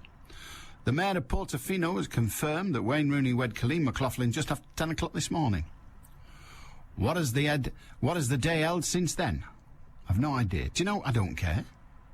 I don't care. Oh, we've got more. Here we go. No, we've got to do this. The Shadow Home Secretary, David Davis, has shocked his party by announcing he's to resign as an MP. He's been at Westminster more than 20 years. He led the Conservatives' failed campaign to thwart the government's anti-terror plans in the Commons. And he wants to trigger a by-election over the extension of pre-charge detention for terror suspects to 42 days. He said he felt he had to make a stand. Could it turn out to be Davis's last stand? We shall have to see. But it's getting confusing now. I mean, I don't, you know, I'm all in favour of members of Parliament having principles. I really am. I wish a few more had principles, and a couple of balls wouldn't go amiss either. So I'm all in favour of members of Parliament having principles which they will not allow to be shaken. And I know we've all got a lot of principles, and most of them are negotiable. But there has to be some that you say, thus far and no further. And this clearly is his. But it does raise a couple of other questions. For example, who pays? So if his intention is to resign and yet to continue as a Member of Parliament, then he's putting the nation, because we in the end pay for by-elections, he's putting the nation to not inconsiderable expense. I mean, compared to the national debt, it's not a great deal, but putting the nation to not inconsiderable debt to have a one-issue vote on something that it's not his right to call. By all means resign, but if he resigns, should he stay resigned? And they should put somebody else up in his stead. I've no idea. Anyway, that's what he's done. Good on him in one respect. BBC Radio Manchester. Headline News. Shadow Home Secretary David Davis has shocked his party by announcing he's to resign as an MP. He says he wants to trigger a by-election over the extension of detention for terror suspects to 42 days. A man who fled the scene of an accident which killed a woman in Manchester has been jailed for 12 years. And Ricky Hatton and Amir Khan have thrown their weight behind a new gym at Moss Side Fire Station to teach local youngsters how to box. Manchester's weather mostly cloudy with scattered showers. Highs of 19 Celsius. I'm Faye Rusco. And news just in, a little more news on the David Davis story. The drama unfolds at Westminster. A Liberal Democrat spokesperson confirmed the party would not be fielding a candidate in the by-election of Mr Davis's constituency, giving him a clear run against the Labour. So it'll be A versus B, apart from the also-rans. Or is that the Lib Dems anyway? Radio Manchester 2020 traffic. No major problems on the cameras out and about on the motorways. So just a quick reminder of where some of the roadworks are out and about today. If you're travelling through Tildesley on Lee Road on the A572, the westbound carriageway is closed off between Booths Hall Road and Stanfield Drive. So traffic at the moment can only travel towards the Worsley roundabout. It will remain that way now until the 22nd of this month. If you're heading through Inns on Warrington Road around the junctions between Redbrook Road and Darlington Street East, again, some temporary traffic lights are in operation whilst bridge maintenance work takes place. And in Stockport, Ashton Road, again, more temporary traffic lights whilst bridge maintenance work gets underway around Arden Road for work on Bate Bridge near the Arden Arms. Now, don't forget, if you can update me, do get in touch hands-free. That number is 01612 244 4951. I'm Cara Banks. BBC Radio Manchester. With 2020 traffic through until midnight. Through until midnight. BBC Radio Manchester. As I told you a few moments ago, communities will be invited to provide an essential service to the nation, is how it's described, by hosting a burial site for nuclear waste. And Hilary Benn, the Environment Secretary, has written to all the councils saying, do you fancy having some of this? David in Crumpsall says, good morning, Alan. Regarding areas volunteering for nuclear waste depositories, there's an American joke. Why does California have all the lawyers and New York all the toxic waste and nuclear dumps? Answer: New Jersey had the first choice. Very good. That's a nice snipe at lawyers. They're always welcome. Brian in Worsley, hi. Hi, mate. How are you? Not bad. What have you got? Well, a couple of days ago, you were talking about the congestion charge. I think I attempted to phone you back before. But I was reading in the evening news that the way they were going to do it was they were going to fit every car with some kind of gizmo that would record when you went into the zone. Yeah. Right. Now, that makes 2 points, really. Who's going to pay for them? I don't know yet. No. I have a suspicion that it might be the car owner. But that being the case, they're going to have to fit one to every car in the land. Well, and in the world, as it happens. Well, yes. Wagons from Spain and the like, they'll have to pay. Well, of course, so they won't be very happy about fitting one of these gears, will they? Well, there's £3 billion, so what they might be doing, they might be turning it into like a Roman town. And we're going to, next to the M6, in the outside lane, well, not even the outside lane, but the far side of the M6, you know, on M60, the non-Manchester side of the M60, so the outside bit, do you know what I mean? They're going to build a dirty, great big wall.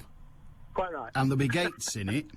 And if you haven't got one of these on your car, you'll have to pay cash at the gate. It'd be like going into York or Chester. I think it's going to be romantic. You do? Yeah, well, we're going to have this big wall, aren't we? People will be able to walk round it, because the one in Chester's fell down.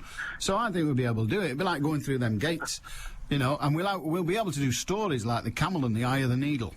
Yeah. I mean, It's fantastic. On a serious note, I mean, there's a lady that lives in Boothstown, where I live, and she works in Earlham. So theoretically, she has to go under, I mean, you know what I mean, near the Novotel. She has to go under the motorway bridge there. Oh, yeah, I've been under that, yeah. So technically, she's then gone through the barrier. She's in it, yeah. And then she has to obviously join the clockwise section of the motorway to come off at the next junction. Yeah. And go into Earlham. She'll have to pay. She'll have to go through the wall. Now, what congestion is she causing in Manchester? Well, it's, you know, you can't have one rule for them and one rule for us. Well, so she'll have to pay.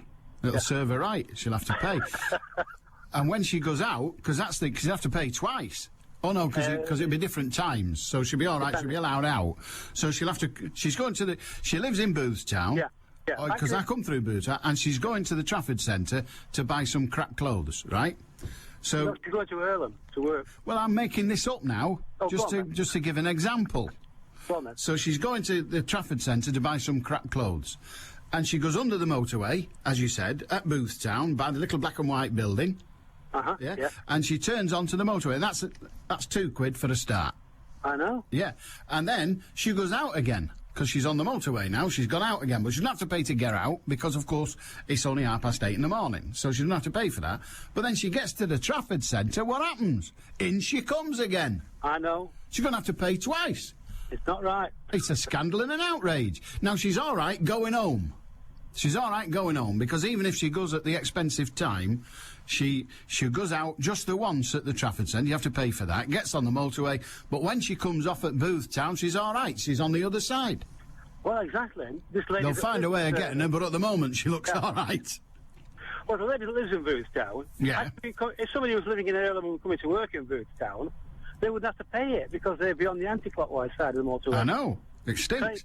But you can't make an omelette, you know? Well, but I'm looking forward to this wall now. I've got myself excited about this. But it is a good point. How are they going to do it? Because are you going to build it? Well, it depends on the money. I'm prepared to give it a go if the price is right. I'll have a go. I was going to carry a donkey for £3,000 a day earlier. This is a cakewalk. Yeah, I think I'll do that. Yeah, but Billericay. You imagine you live in Billericay, and there's a bloke knocks on your door. Sir Richard Leese knocks on. Excuse me, will you put this on the bottom of your car? You can sod off. Why have I got to put that on my car? In case you ever cut... It's a bomb, is that? That's the plan, because Richard Leese will be trying to put them on the cars in Billericay. They'll think they're bombs. You get 31 days. He'll be in he'll be in custody for 42 days. He'll get £3,000 a day. He'll cut the rates. It's a cracking idea. Anyway, I've linked two stories there. Did you see what I did? You did. It's very clever. Did you understand it, though? No. No, I didn't think you did, because you'd have been laughing. If you'd have understood it, you'd have wet your knickers. I'm telling you, it's a cracker. Right. Anyway, but that's what'll happen. You're right. Anyone wanted to come to Manchester, you can't come to Manchester anymore unless you've got one of these gazoobies on the car. You don't think you're getting it for free, do you? The other thing is, I mean, all these people that are in favour of it, I wonder if they've really thought it out, because, I mean, my son drives a delivery wagon. He's in and out of Manchester all the time. So every time he passes that, it's going to cost you some money. Now, they're going to pass that on, aren't they? To all the people that love this, all these people that love the congestion charge, they're going to pass it on to them. Mm. I wonder if you've even thought of that. Well, you see, what we have to do, we have got something in this part of the world that we can use as a yardstick. We've got a toll road. We've got a toll road in Greater Manchester. You probably know it. Do I? Yes, you do. Come on, think hard. You can do it. I'm going to guide you now. I'm going to guide you. Go on, then. Come on, put your mind to it. I'm thinking. Okay. It hurts from so you live in Booth. I know. You live in Boothstown. Yes. Right, go down the East Lancs towards Bents. Yes. Yeah, turn left at Bents. Go past Yes. Bents, keep going. Yes, yes. When you get to that little nothing of a roundabout, turn left. Near Culture. Yeah, turn left. Yeah. Over the Which one, railway mate? bridge. Over the railway Keep bridge, going. Yeah. What do I you know call- what you mean. Aha! Where is it? Toll Road. It's on that bridge, isn't it? Warburton Bridge. Warburton Bridge, yeah. Now tell me this. Yeah. When have you ever gone across Warburton Bridge and there hasn't been a queue of people waiting to give them money? I have been over there, and there's usually been 2 or 3 waiting, yeah. Exactly. Exactly. I mean, But you're only talking about 10p. 12. You're not been for a while. No, Hey, 12p. You're absolutely right. But, you know, that's the point I'm making, that there, it's only a bridge, for God's sake. What's on the other side? Just more caravans. It's not even a big bridge either. It's not is even it? a big bridge. You get a nice view of the canal, but then you're at the railings and you're in it.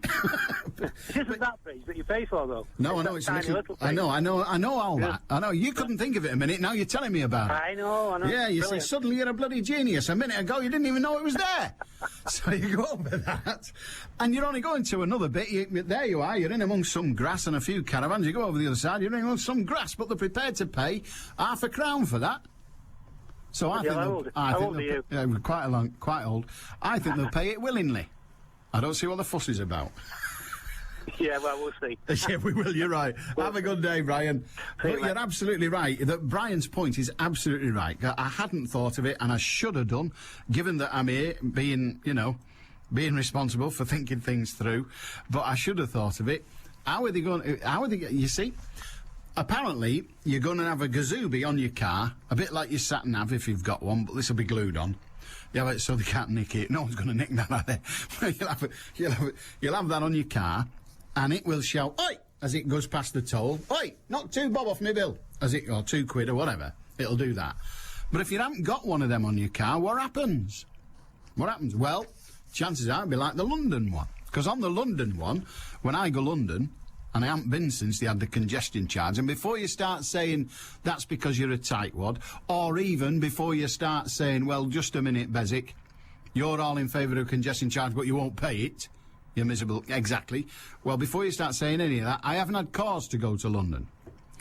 And if I go to London and somebody else is paying, I either go on the train or fly. I don't go on the train at my own expense because I can't bloody afford it. I sometimes fly at my own expense because it's a lot cheaper, and I've not worked that out yet, but never mind. You can fly to London on the plane for about 20 quid if you play your cards right. And I looked at because I've got to go in August. And I know I like to plan ahead. And I had a look at the railway fares, 230 quid. 230 quid to go on the train to London. I stuff that. I'm going in the car and let the babies gasp for breath. I don't give a bugger. I'm going in the car. Stuff the planet. So that's it. And that'll include the toll road. Whatever they've put that up to by then, I won't care. I'll just chuck it about. I'm not bothered. And I'll have a better cup of coffee and a cleaner wee. No, we won't be cleaning. It'll be the same, but I'll have it in a cleaner place. It won't be on a train. All them little crappy little huts they have on the trains. Well, crappy little huts is a perfect name for them. Anyway, so I'll be able to do that. You can never get in the toilets on the trains now because the tickets are that expensive. There's people hiding in there because they don't want to pay. Exactly. But that's why they give you them big jugs of coffee. Oh, aye, to make sure the toilets are busy. To stop them hiding. Exactly. Where was I? Yes. So there we are. You'll have to have a gadget on your car, and the gadget will say, "I've paid already." Yeah. They'll be like blue badges. They'll be changing hands for thousands. Because once you've paid, don't matter, it won't know what car it is, it won't care. But what if you haven't got one? What if you just go to Manchester occasionally? What'll happen then? And what if you live in, as I said, Billericay? They won't know. Seriously, they won't. You don't think anyone in London knows, do you, that Manchester is getting a congestion charge? Eh? No, they don't know. They don't know anything about what's going on up here. They don't know we're here. They don't. In Essex and places like that, they don't know we exist. They never report that down there. We have to put up with all that crap about London, but they don't get any of our stuff. In fact, even the BBC, you know the BBC Parent Teachers Association that we have now, the BBC PTA have said that the BBC doesn't do enough for the regions. There aren't people in London now sitting there on the tube, as they call it, yeah, the tube, sitting there thinking, what about the congestion charge in Manchester? What do you think? They say, where's Manchester? Have you not heard of it? They've got a football club. Have they? Good Lord, what, up there? How do they play in that thin air? That's what it's like. So they won't know. So you imagine you live in Billericay and you come here, you won't know that you've got pay. No. So are we going to have to pay for them? I'm not paying for Southerners to come. Chris in Middleton says, if David Davis is prepared to resign, maybe we'll now get Graham Stringer and Jim Dobbin to do the same over the congestion charge. Yes, to 52 days and charge them for their kit, TV licences, board and lodgings, like we charge our volunteer soldiers. Oh, right, so yes to 42 days and charge them for their kit, television licences, board and lodgings. So not only are you locking up the innocent, but you're making the innocent pay as well. Good on you, Chris. You come off the fence, lad. 0161 228 2255. We have the answer to avoiding the congestion charge, but still get all the money offered. Instead of a 30-year loan, the government could give the money to Manchester councils for hosting permanent underground storage for Britain's nuclear waste. This would mean more building, or at least digging. This would mean more building, jobs and money. And our children would have the advantage of growing up with two heads.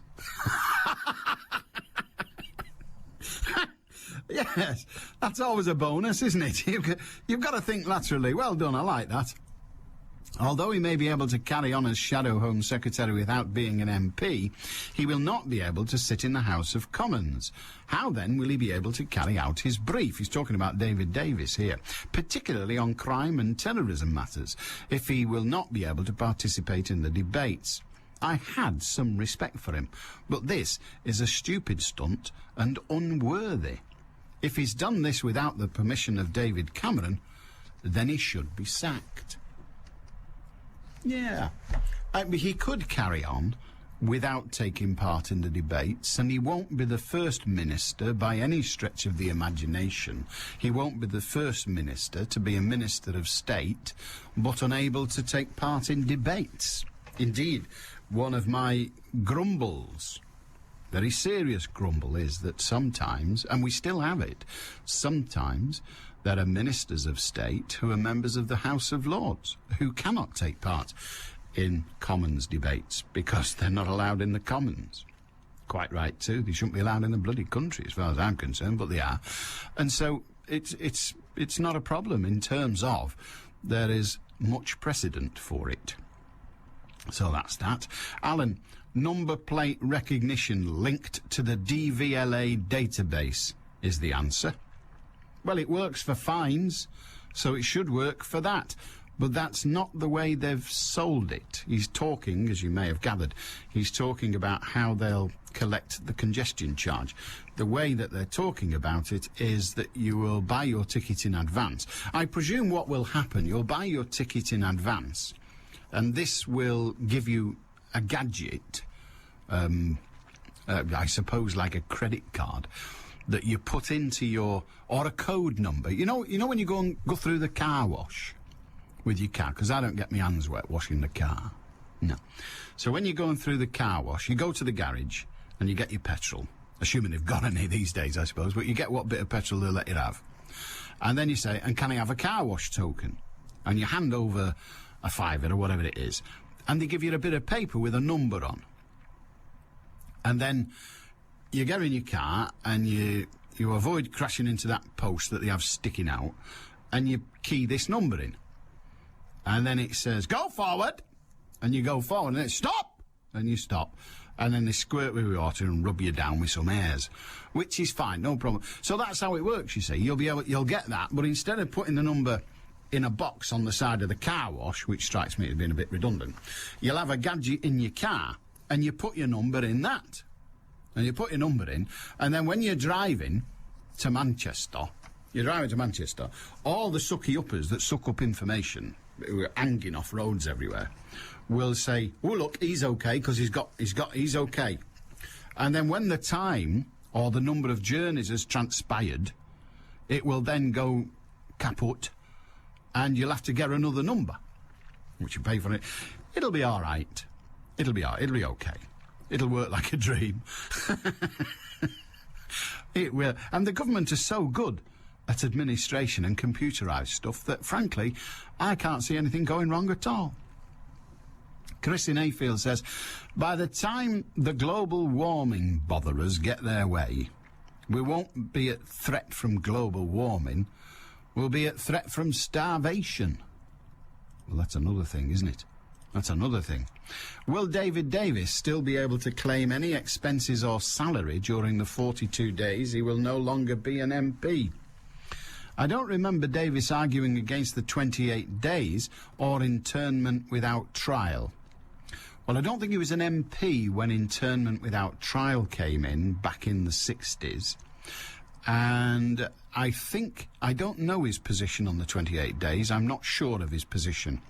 But it is easy to explain, because he could say yes to the 28 days, but I'm not prepared to go further. 42 days is too long. So it's not a dishonourable position he is in terms of... It's not a contradictory position to say yes to 28 days but no to 42, I would suggest. You make your own mind up. BBC Radio Manchester. Headline news. The Shadow Home Secretary David Davis has shocked his party by announcing he's to resign as an MP. He says he wants to trigger a by-election over the extension of detention for terror suspects to 42 days. A man who fled the scene of an accident which killed a woman in Manchester has been jailed for 8 years. And Ricky Hatton and Amir Khan have thrown their weight behind a new gym at Moss Side Fire Station to teach local youngsters how to box. Manchester's weather mostly cloudy with scattered showers, highs of 19 Celsius. I'm Anna Dawson. BBC Radio Manchester 2020 traffic. Taking a look firstly to the M61, traffic's moving fairly well from junction 8 all the way down towards the M60 around junction 1 where it meets up with the Swinton interchange, junction 15 of the M60. Taking a look now then to the M56, and again all quiet through the roadworks heading towards Manchester between junction 3 Bagley and junction 2 at the Sharston turnoff. Again, you're being slowed down to a speed of 40 miles per hour whilst bridge maintenance work continues. And in Tildesley, Lee Road westbound still closed whilst resurfacing work continues between Boots Hall Road and Stanfield Drive. For the moment, traffic can only travel towards the Worsley roundabout. Don't forget, if you can of course update us, do get in touch hands-free on 0161 244 4951. I'm Cara Banks. BBC Radio Manchester Sports with Joanne Smith. Good afternoon. Lee RMI Football Club are today beginning a new era under the name of Lee Genesis. The Unibond Premier side have rebranded, moved to a new stadium and changed the colour of their kit to white, green and black. Lee chairman Dominic Speakman told BBC Radio Manchester the reason behind the name change. There was a lot of thinking behind it. We wanted a name that was quite snappy, but also one that wasn't being used by any other football club. So that the name can really become synonymous with Lee. After quite a lot of thought, obviously because it was such a new beginning and a new stadium and effectively a new team and a new structure, we wanted something that went hand in hand with that. Patrice Evra has extended his contract at Manchester United until 2012. The defender, who's with the France squad at Euro 2008, had 1 year to run on his current deal. It means manager Alex Ferguson has now secured the futures of his established back four, with Rio Ferdinand, Nemanja Vidic and Wes Brown all committing their futures to the club recently. Wigan defender Paul Scharner is stalling on the offer of a 2-year contract. The Austrian has just 1 year left on his current deal, but is attracting interest from Fulham, Sunderland and Everton. The chairman of the Premier League, Davy Richards, has been criticised by Wigan's owner, Dave Whelan. He claims Richards is not fit to perform his role, after claiming earlier this week that foreign players have damaged the national side and ultimately cost former England manager Steve McClaren his job. Chief Executive of the Premier League, Richard Scudamore, says that Richards is not expressing his or the league's views. The Premier League view is clear. We don't believe in quotas. We do believe the academies are working, and we think that foreign players have been good for the game, and we don't think there's any reason why, the way the Premier League currently operates, there's nothing to prevent England doing very well at international level. You know, we've known each other for a long time, 10, 11 years, huge mutual respect for each other. This will pass. It will not be a big issue. Aston Villa have rejected an improved bid from Liverpool for captain Gareth Barry. It's understood Liverpool's improved offer, reportedly in the region of £15 million, was turned down by the Midlands club late last night. Germany can join Portugal in the quarter-finals of Euro 2008 tonight. They take on Croatia in Group B at 5 o'clock. Manchester City's veteran Chiluka is expected to play for the Croats. And in the later game, Austria take on Poland. Lancashire's James Anderson says he'd love to play for England in the multi-million-pound 2020 challenge against an all-star West Indies in Antigua in November. He returns for England tomorrow in their 2020 match against New Zealand at Old Trafford. It is quite a lot of money. Obviously, it'd be great to be involved in something like that. I think the biggest thing, not just the money side of it, but I think Alan Stanford's actually got a massive interest in cricket and promoting 2020 cricket, so I think it's good for cricket in general.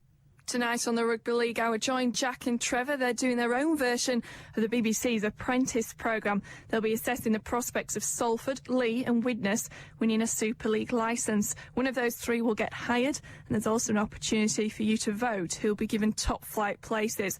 All three clubs will be represented tonight. That's with Jack and Trevor in the Rugby League Hour from 7 o'clock. This weekend on BBC Radio Manchester, John Thompson. I've become a Big Brother widow. The TV is swamped with reality stuff, and it means that the public were clamouring for more, and no drama was being made. Because reality TV has killed my career. Rubbish. John Thompson. I went to Fancy Dress, and I won it. What did you go as? Wurzel Gummidge. Put a broom handle up my arms, and I kept it there. All day? Yeah, and then I got home, and they pulled it out. I was stuck. Not so much repetitive strain, it is having sort of fixed posture strain. John Thompson. He thinks he's funny. What an ambition to have. From 11 o'clock on Saturday at BBC Radio Manchester. Back to the David Davis story, and I'm going to bore the pants off you in a minute and read most of his speech to you, because it is actually quite an interesting document, except it's not a document, it's a speech, but I am. Not all of it, by any means, but there's some interesting bits in. Andrew says, the resignation of David Davis as a political stunt is, in my view, a disgusting use of his parliamentary privilege. The unnecessary cost to the country will be massive. There are not only the administration costs of running a by-election, but the other costs. No doubt the BBC will be covering this by-election, and the costs will come out of the licence fee. Well, frankly, the BBC would be doing news whether it was that or not, so it won't make any difference to us. We'll do that, of course. We'll cover it with gusto, but frankly, I'm afraid we'd be spending that money anyway, thus reducing the available money for other use by the BBC. There will no doubt be other hidden costs on the nation. I hope the Labour Party and all others will follow the example of the Liberal Democrats and decide not to field a candidate and show this stunt to be the farce it is, as well as showing up Mr. Davis to be a total idiot. Now, that would be funny. That would be very, very funny indeed. Chris in St Helens. Hiya, Chris. You all right, mate? How you doing? I'm not bad. What have you got? Right. You was on last week, and you were talking to a guy about unions, and you was on about closed shops. I was.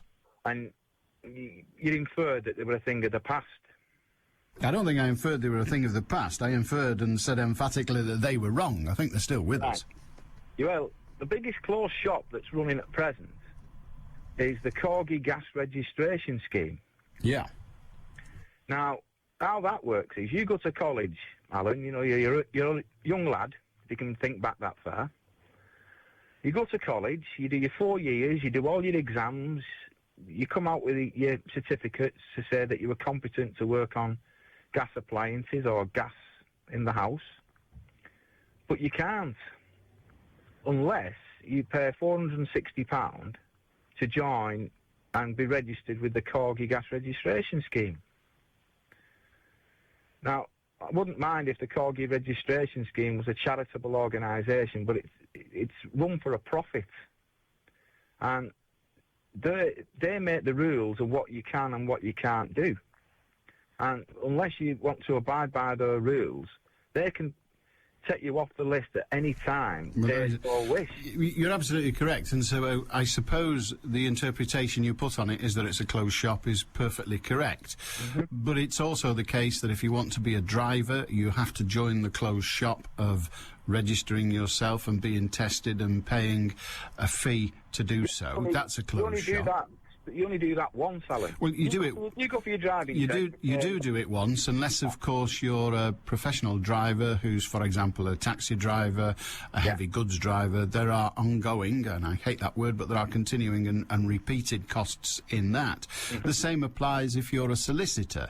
You have to pay your practising certificate. The same applies in all sorts of organisations. They're run by the government as a government body, aren't they? The DVLA. Well, the DVLA it's run on behalf of the government, yes. Corgi registration. The alternative, Chris, and you are correct in what you say, and I'm not challenging anything that you say.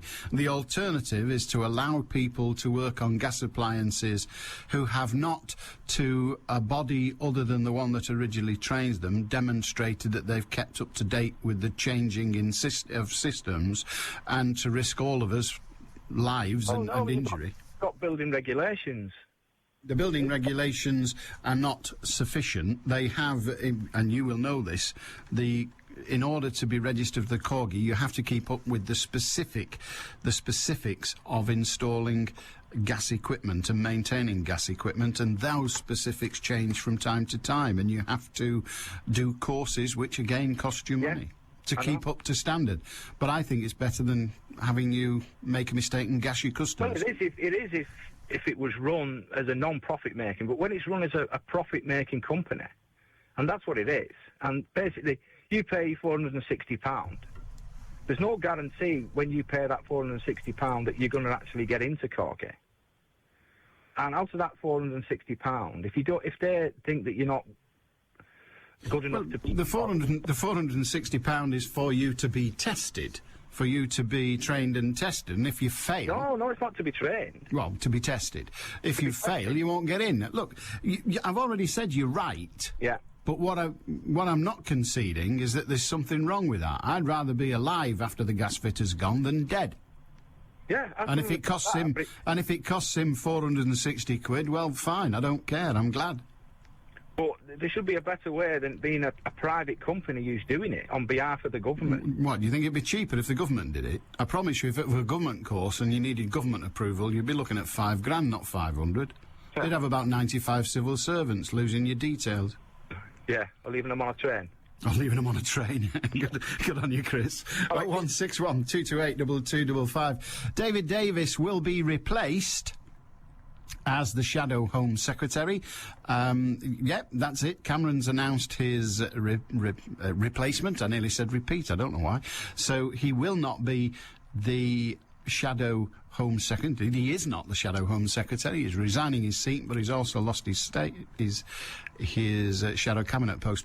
Up until yesterday, says Davis, I took the view that what we did at the House of Commons, representing our constituents, was a noble endeavour because with centuries our forebears we defended the freedoms of the British people. Well, we did up until yesterday. This Sunday is the anniversary of Magna Carta. Round about 12:15, I think.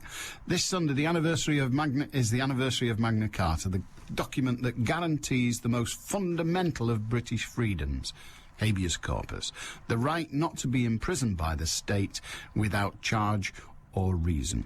Yesterday, this House decided to allow the state to lock up potentially innocent British citizens for up to 6 weeks without charge. Now, the counter-terrorism bill will in all probability be rejected by the House of Lords very firmly. And in his view, I'm going to paraphrase the rest, in his view, the government cannot use the House of Commons Act in order to overturn and enforce this through the Lords. They can't because, in his view, they can't at least because it wasn't in their manifesto. So there you are. But that's what he's done. He's resigned. He loses his place in the Shadow Cabinet, almost inevitably. And I'm afraid that's it. There will now be a by-election, and we will see what happens. We will follow it with interest. Lindsay in Wigan. Hiya, Lindsay. Hiya. What can we do for you? Hiya, Alan. Oh, it's just this congestion charge. Yes. That might or might not come in. Well, I think it's fairly sure now, but go on. Yeah. Okay. Well, living in Wigan, I only come into Manchester every so often. And I come up the M62 and go along the M60. And I go to Hope Hospital or the MRI or... Yeah. I go to the Chinese supermarket, actually. But, don't blame you, it's good, isn't it? Oh, Come yeah, on. brilliant. So, how do I know if I'm in the area to be charged, and how, you're saying they're going to put gizmos on the cars. Well, I think the gizmo on the car will be a voluntary thing. In other words, for me, who will come into assuming I'm still here, will come into Manchester either still here doing this or still here at all.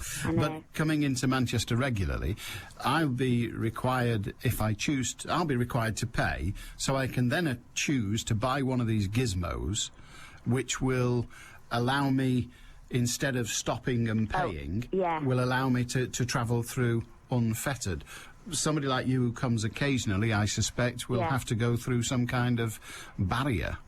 Well, I lived down south for quite a long time, and, being down there, you get to know how to deal with the congestion charge down in London. And there's no way of avoiding it in London, of course. If you go in, you get charged, don't you? That's it. It's 24 hours a day, isn't it? It is, yeah. But there are shops that you can go in. Exactly.